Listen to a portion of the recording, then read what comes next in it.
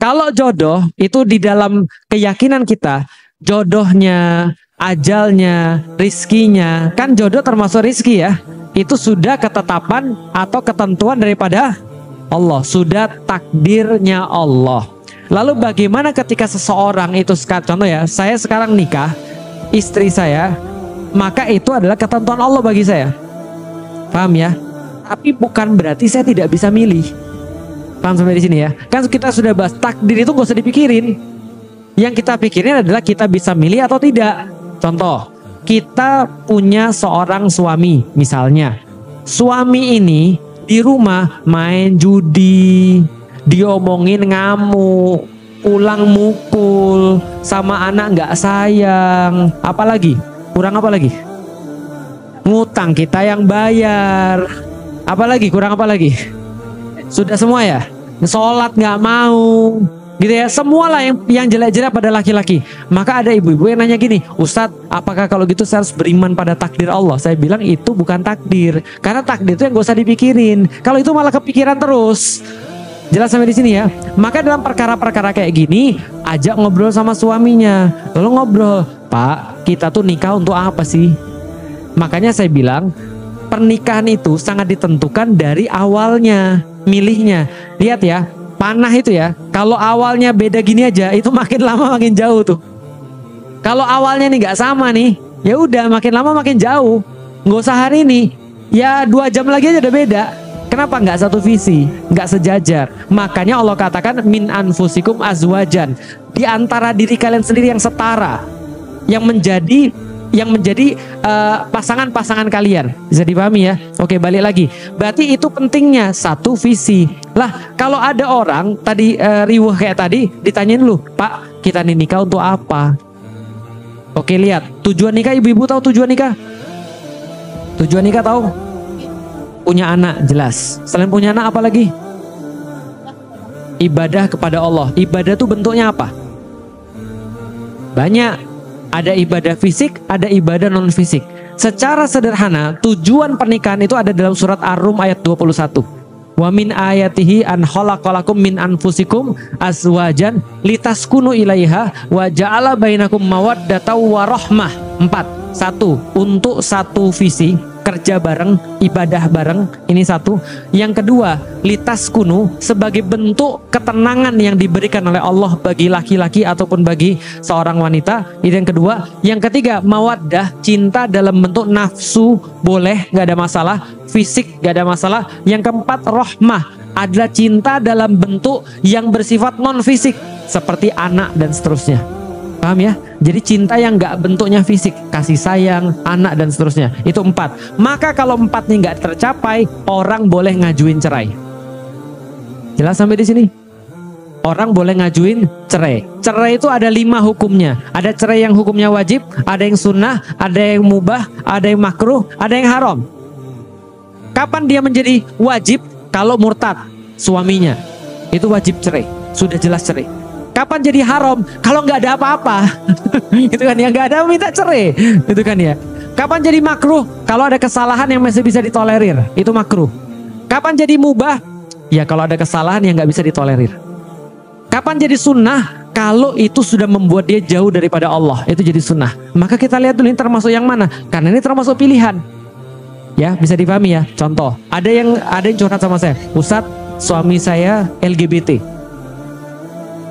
Jadi ini cerita nyata.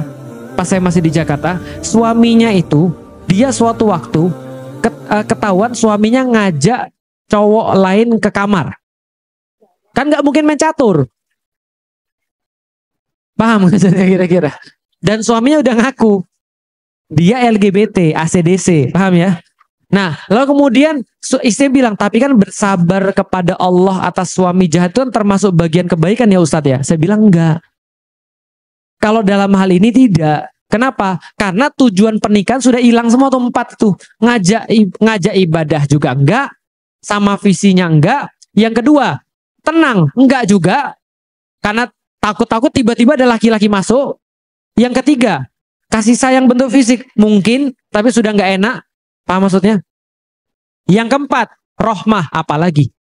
Nah, maka kalau sudah enggak ada tujuan, ngapain? Contoh kayak gini deh. Ibu-ibu punya mobil. Ada yang punya? Ya udah motor deh, punya motor. Motor itu untuk apa? Transportasi, betul? Untuk nganterin kita dari tempat A ke tempat B. Terus motornya nggak punya bensin. Sudah itu nggak punya roda. Sudah itu nggak punya mesin. Lah terus untuk apa punya motor?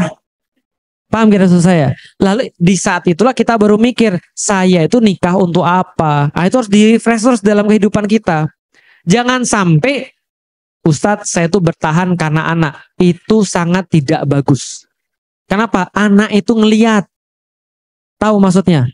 Ada peribahasa mangkisi mangkidu.